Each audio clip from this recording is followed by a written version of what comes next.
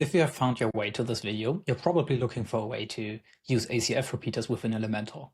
There's no native way, but we've built a plugin called Repeater Support to solve exactly that problem. You can see we have our example page here, which is an About Us page where we want to display multiple departments of our company. Of course, we can duplicate all of these sections here, so we can duplicate all of the departments, and within each duplicated row, we can change out all of the details manually. But that's not the dynamics of repeaters we love coming from ACF. So what we have prepared here is a repeater for each of the departments. We have a name, we have an address field, we have a website field, we have an email field, and we have a phone field, which is simply a link field. And to visualize that data, we now go into our Elementor page builder, and we take our section that we have and make it a template. They call it single department, because basically this template is used or going to be used for each of the repeater rows. Now we have saved and we quickly reload. You will see in a minute why. Now we are going to delete this section here, basically the section that houses our departments. And we are going to add a new widget called ACF Repeater Template. Inside that ACF widget, we are choosing our repeater field. We're choosing the template that we just created and hit publish. You can see now the template is now rendered 3 times. 3 because we have set up 3 departments here. Now we need to make sure that basically all of the data within the template is dynamically retrieved from the repeater row. So what we're going to do is we're going in the template and change out the text with our fields. So for the department name, we are going to use a dynamic data tag. This dynamic data tag, we scroll down to ACF, and you will see there's a new option only present when having the Repeater Support plugin installed. For each of the repeaters available on your website, you will find this option, and you can choose it to select the subfield per repeater row and select the data you want to be displayed. So you can see we have our department name selected here. And if I go to our website and preview it, you can see the data is automatically replaced. Great. Now let's continue with all of the other data. We have text area field here. So we are going to use shortcodes because they are built in as well. Here we want our address field.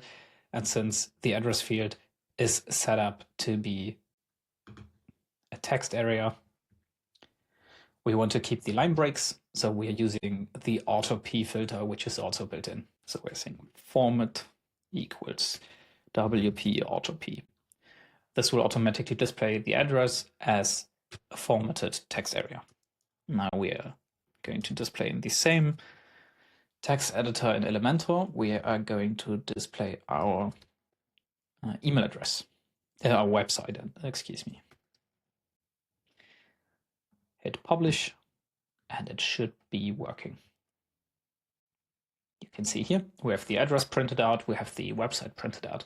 Now let's take a look at the buttons.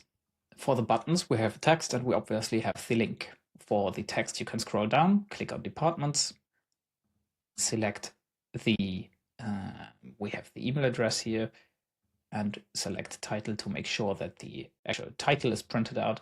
And for the link, we are selecting departments again, selecting our subfield again, which is the email field.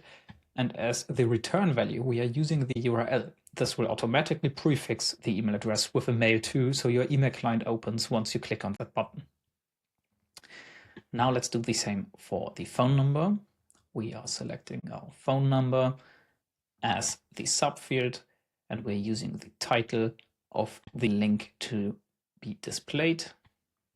Then we are selecting phone again, and as return value, we are selecting the URL.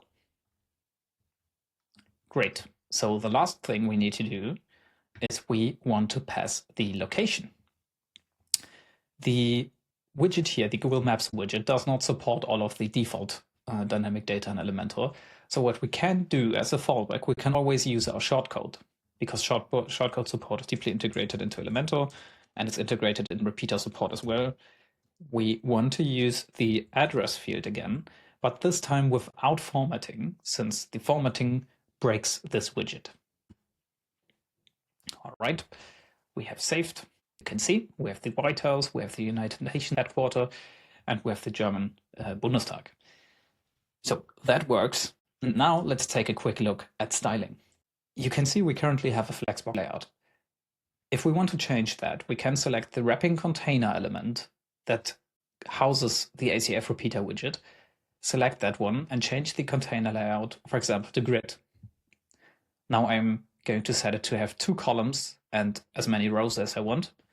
And you can see it automatically applies the styling to each template. So basically each ACF repeater role. So you have flexibility with styling, with how the containers flow, basically how everything wraps. You can use everything Elementor comes with and control the whole styling of the whole element. I hope this solves most of your issues with repeater support. Feel free to check out the plugin, and thank you very much for taking the time to watch this video.